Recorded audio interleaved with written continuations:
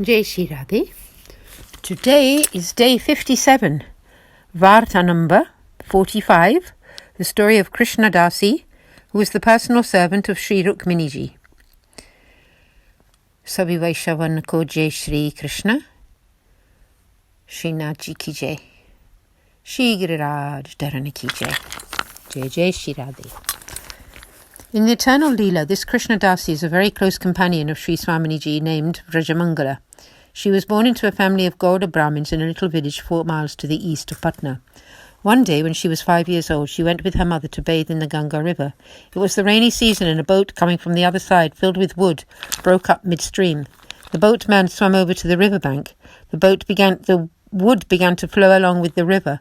Krishna and her mother were standing on the riverbank, which collapsed because of all the wood in the water, throwing them both into the water.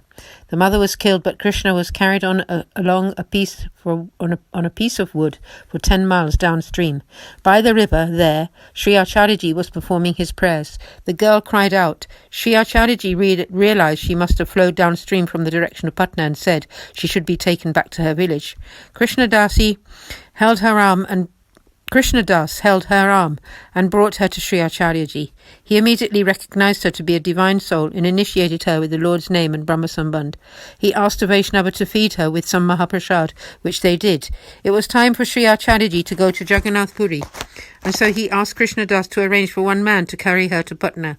Krishna Das paid a man 1 rupee to do this. Sri Acharyaji told Krishna Das to also go with them until they found her home, and agreed to wait until he came back before travelling. Krishna Das travelled with them as far as Patna. There they met Harivamsa Pathak from Varanasi, who had come there on business. Krishna Das asked Harivamsa to find the girl's home because Sri Acharyaji was waiting for him. He left. Harivamsa fed the girl some more Mahaprasad. Krishna Das returned to Sri Acharyaji, and they went off towards Sri Jagannath Puri. Here, Harivamsa searched for 7 whole days for the girl's village when he met someone who told him that she was a Brahmin's daughter from a certain village and that they were Gauda Brahmins. He showed him the way there. The girl's father came out and said, "Come, my child, your mum died. How were you spared?" The daughter was a divine soul, and she had heard the divine name. So her mind was now pure, and she replied, "My mother died, and I have died from your point of view, because I am now a disciple of Sri Acharyaji, and I will only drink water from the hand of Vaishnavas." The father thus gave her to Harivamsa, since he was a Vaishnava, and he requested him to keep her at his home for a few years, and then he should arrange her marriage.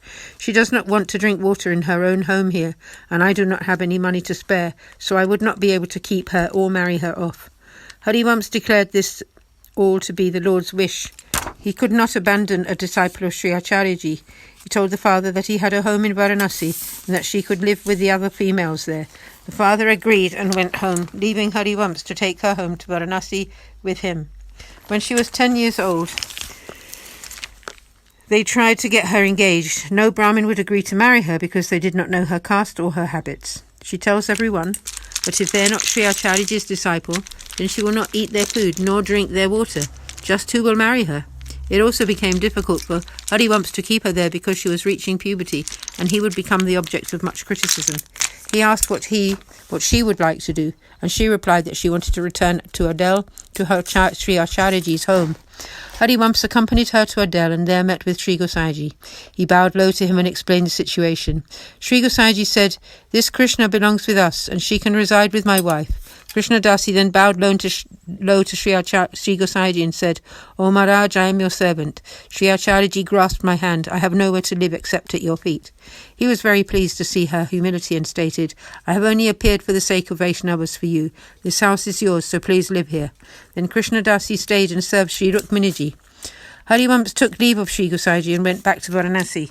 Krishna, as they called her, did all the housework, and her sweet ways made all the household love her. Sri Gosaiji saw that she was a recipient of great grace from Sri Acharyaji, and everyone respected her wish and her mood of service. Part 1. Krishna was the personal servant of Sri Rukminiji. When Sri Rukminiji became pregnant, Krishna predicted that she would give birth to a son, and that he would be called Sri Gokulnaji. On the expected day of delivery, Sri Rukminiji had a lot of pain in her belly. Krishna went to consult a pundit of astrology and asked him if the time was right for the birth. He said that those 2 or 3 days were not auspicious. Krishna went to Rukminiji and rubbed her stomach, saying, "O Maharaj, the time is not yet here for you to appear." The pain stopped straight away. After another 5 days or so, Krishna asked him again whether the time was right. He said that very day would be great. Krishna went back to Sri Rukminiji and rubbed her hands over her belly, saying, "Now, Maharaj, it is the time for you to appear." At that moment, the child was born. After this, Sri Gosaiji wanted to name him Vallabh, but because Krishna had already addressed him as Sri Gokulnathji, they kept that name and he became famous throughout the world as Gokulnathji. They called him Vallabh at home. In his written horoscope, he has been named Sri Krishna. Sri Gosaiji kept this name secret.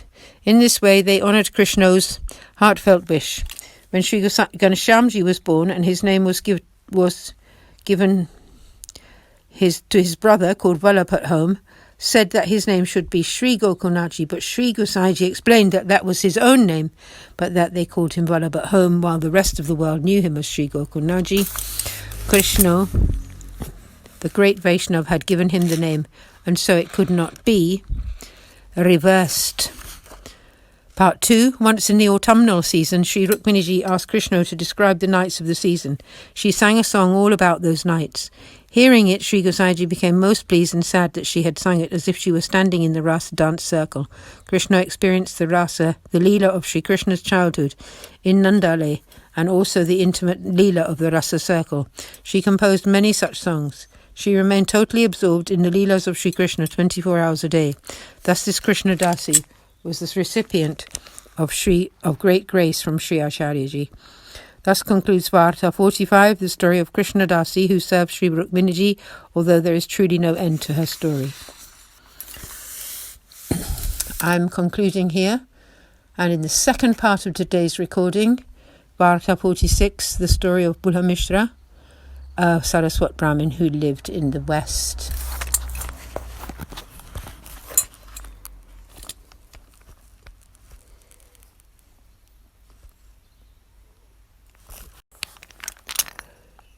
Jai Shri Radhe. Day 57, Varta 46, the story of Bula Mishra, a Saraswat Brahmin who lived in the West.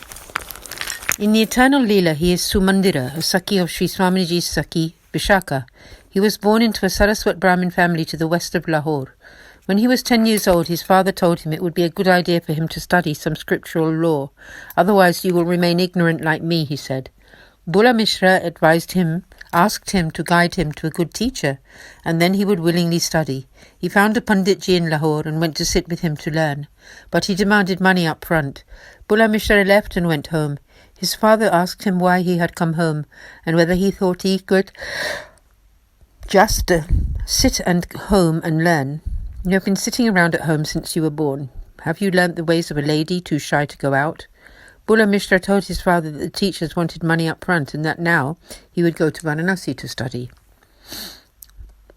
"Don't talk down to me like that," he said. His father replied, "You don't usually like going out of the house, so how will you go to Varanasi?"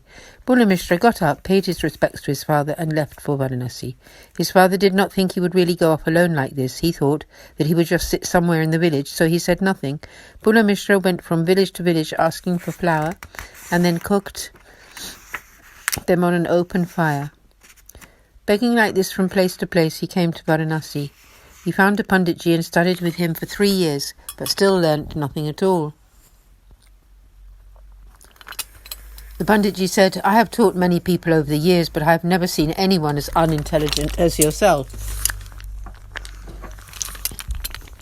You have been attending and instructing for 3 whole years, but you still don't even know the alphabet. Why do you worry then? It's not in your fortune to be learned." Bula Mishra was extremely sad, thinking that for the sake of knowledge he had left his home and suffered plenty of hardship, but knowledge had not come to him.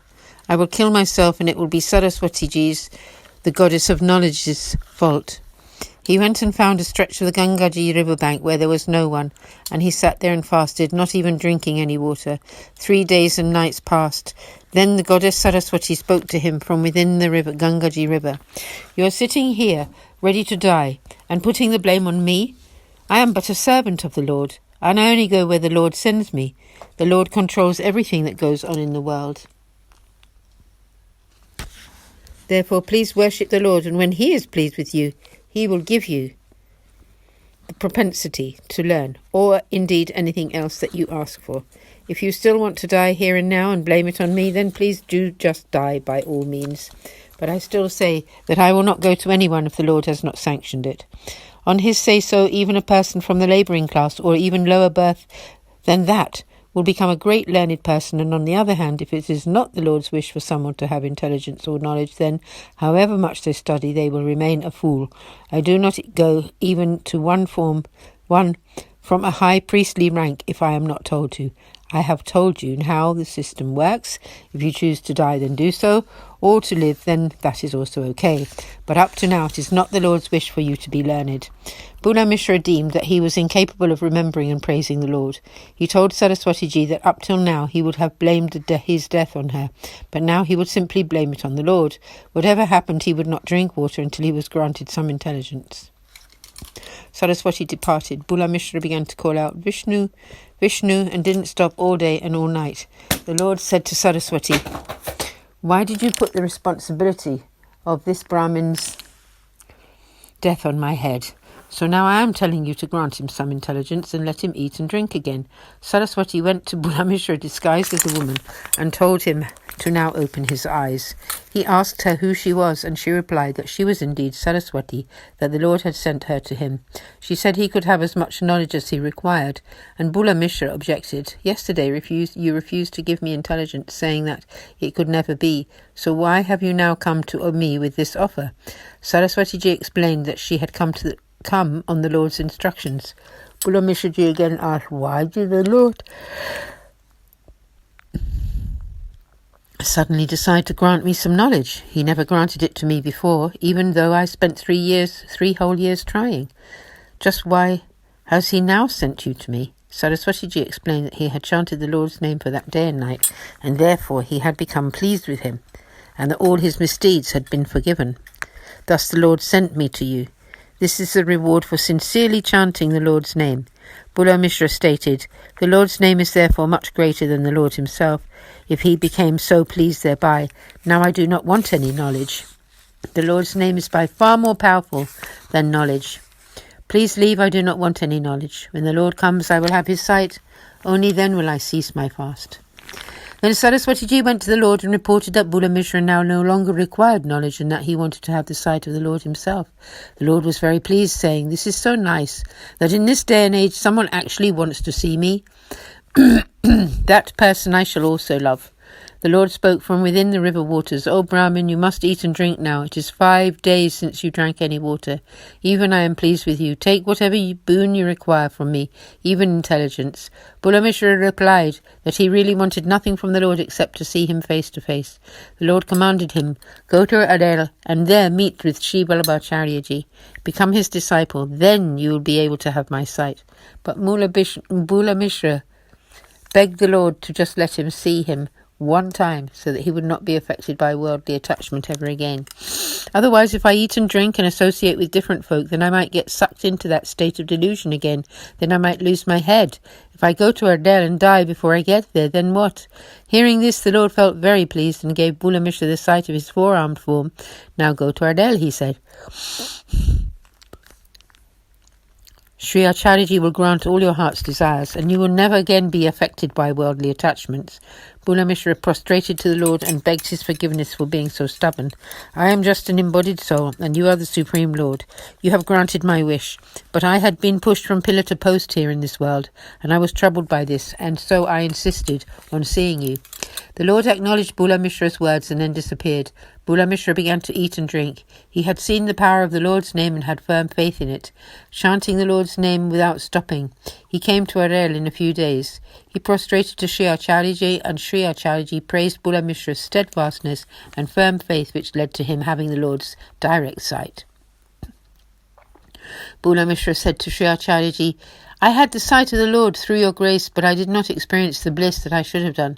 Please accept me as your disciple, then I will have that experience. Sri Acharyaji addressed him, What will you gain from becoming my disciple? You have already attained the Lord. The Lord has even spoken to you directly and promised that you will not be affected by Maya, his illusory energy. What else do you want to do? Buddha Mishra answered that he wanted nothing to do with liberation. He only wanted to become devoted to the Lord. This can only come about through your grace, and so I take shelter in you alone. The Lord told me, you are the only way forward for me, and that is why I am here. Sri Acharyaji told Buddha Mishra to go and bathe in Sri Yamunaji, which he did, and then Sri Acharyaji initiated him with the Lord's name and Brahma Sambandh. He taught Bulaji the Sri Krishna treatise, Refuge in Krishna. After this, Buddha Mishra began to experience the Lord's pastimes. He gained knowledge of all the Shastras, Purana and the Vedas. Sri Acharyaji also blessed him with the perfection of devotion, that is, the endless stream of service consciousness at all times. His mind became totally spiritual, and he was fully and constantly absorbed in the Lord. Then Sri Acharyaji told him to go home. Buddha Mishra asked him why he was sending him home and what he should do there. Sri Acharyaji told him that he wanted him to go home because many souls would be uplifted by his presence there. The path of devotion will spread because of you. The grief of the world will not touch you at all. Wherever you will be, I will be right there with you. My close devotees are as powerful as I am. So go home. There your mother and father will have become old. You will deliver them too. They do not know whether you are dead or alive. Hearing this, Buddha Mishra took his leave and set off. He reached home in a few days. The parents were overjoyed. He cleaned up his house, cooked, offered all to Sri Thakurji in his heart, and fed his parents with the Mahaprasad, and gave the rest to the cows and Vaishnavas who had come there. He also fed anyone who was hungry. He regularly read Sri Acharyaji's commentary on the Srimad Bhagavatam, the Sri Subodhiniji, and his other treatises, and remained totally absorbed in their teachings. He had quite a few Kshatriya religious clients, and he lived off that income. That is the conclusion of the Bhav Prakash. So we will go on to day 58 tomorrow, and these two Vartas have come in two parts to you today. Sab Vaishnavan ko Jai Shri Krishna, Shri Vallabhadhish ki Jai, Aaj ke Anand ki Jai, Jai Jai Shri Radhe Ji.